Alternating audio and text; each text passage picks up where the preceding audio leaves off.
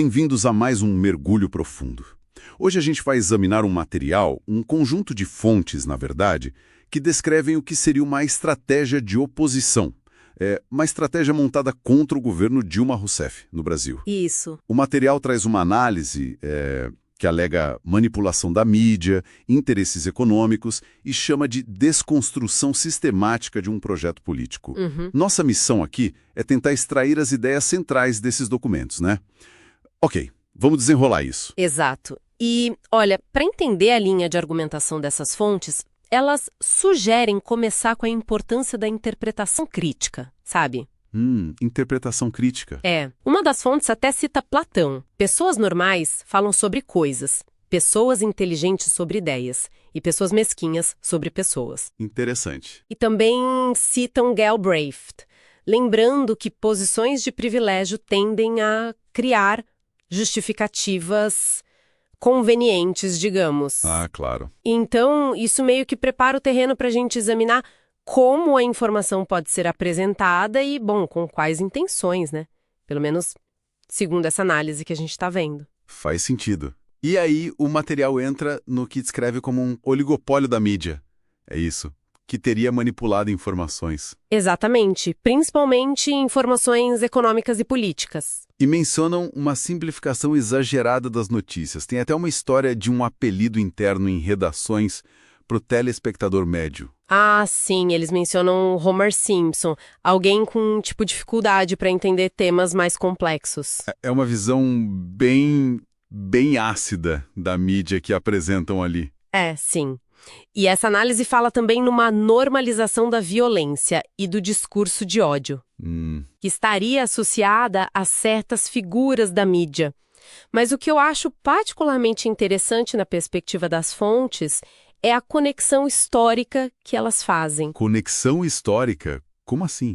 Eles descrevem a construção de uma imagem de incompetência e corrupção para Dilma. Certo. Uma imagem que o próprio material tenta contrastar, né, dizendo que ela seria, na verdade, competente e correta. E onde entra a história nisso? Eles comparam essa tática com as campanhas contra Getúlio Vargas, lá em 1954. Getúlio? Nossa, bastante tempo. Pois é, citam até manchetes da época, tipo: aventureiros e malfeitores acompanhavam o chefe do governo. Ou então, um sindicato de assassinos e ladrões tomou conta do poder. Pesado. Muito. E o argumento que eles trazem é que, apesar das diferenças óbvias de contexto, de atores, os objetivos de desestabilizar seriam parecidos. Entendi. Quer dizer, sugerem uma espécie de repetição de método décadas depois.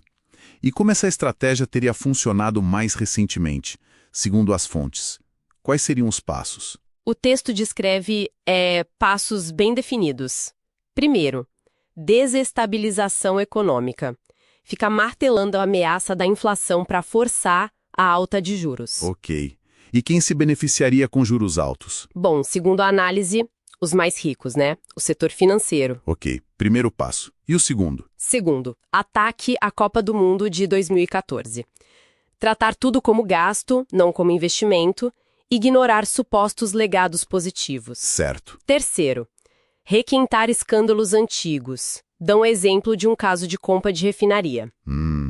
Quarto. Quarto, um bombardeio de notícias sobre corrupção, mas, e aí tá o ponto deles, de forma seletiva. Seletiva. Entendi. E o quinto? E quinto, foco total nos eventuais fracassos da Copa, sabe? Minimizando qualquer sucesso. E esses passos agiriam juntos, imagino, criando um clima geral. Exatamente. A análise sugere uma sinergia. A crise econômica criaria o pano de fundo para que o ataque à Copa e os escândalos tivessem mais impacto, sabe? Faz sentido a lógica apresentada. E o material tenta contrapor algumas dessas narrativas. Sobre a inflação, por exemplo, eles afirmam que os dados mostrariam um controle até maior no governo Dilma do que no fim do governo anterior, do PSDB. Ah, então eles trazem dados para contestar. Sim. Argumentam que o pânico criado em torno da inflação serviria, na verdade, para justificar os juros altos que mencionamos. E sobre a Copa? Também contestam a narrativa de gasto? Também. Aí eles citam um relatório da Ernst & Young junto com a FGV, e os números são expressivos, pelo menos os que eles apresentam. Que tipo de números? Olha, mencionam RS, movimentação total, sem especificar o valor exato, mas indicando ser alto.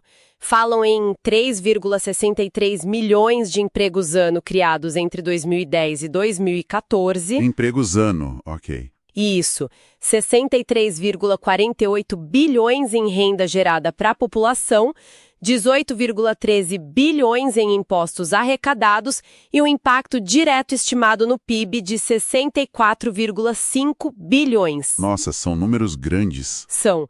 Então a fonte usa isso para dizer que a narrativa de só gasto ignorava o impacto econômico que eles consideram substancial.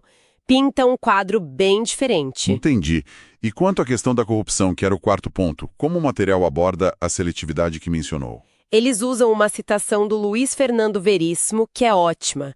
Brasil, esse estranho país de corruptos sem corruptores. Boa citação. Né?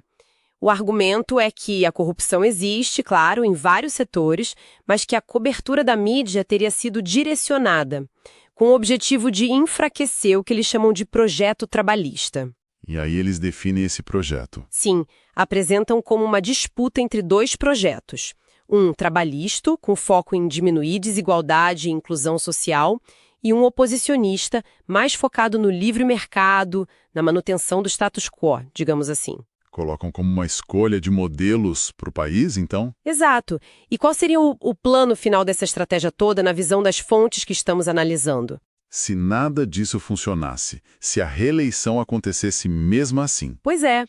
De acordo com essa análise, se as outras táticas falhassem, o caminho seria o impeachment. O impeachment. Parafrasear o Carlos Lacerda contra o Getúlio, adaptando para Dilma. Algo como: a senhora Dilma Rousseff não deve ser candidata. Se eleita, não deve tomar posse. Se empossada, devemos recorrer a um impeachment para impedi-la de governar. Impressionante a comparação. Reforça a ideia da repetição histórica que eles defendem. Exatamente. Essa é a tese central da fonte. Essa ideia de um padrão que se repete. Então, para resumir as ideias centrais que esse material apresenta, temos a descrição de uma suposta estratégia bem multifacetada que envolveria a mídia, paralelos históricos, pressão na economia, narrativas escolhidas a dedo, e tudo isso, segundo essa perspectiva, direcionado contra um governo e um projeto político específico aqui no Brasil. É isso que as fontes que a gente analisou argumentam. Perfeito. E com base no que a gente leu aqui, né, fica uma reflexão final, talvez, se a gente considerar essa possível influência de narrativas, de interesses por trás da informação, como o material sugere, como é que se pode cultivar uma perspectiva crítica que seja realmente independente na hora de avaliar os cenários políticos, econômicos? É uma ótima pergunta. Fica aí algo para a gente continuar pensando, né?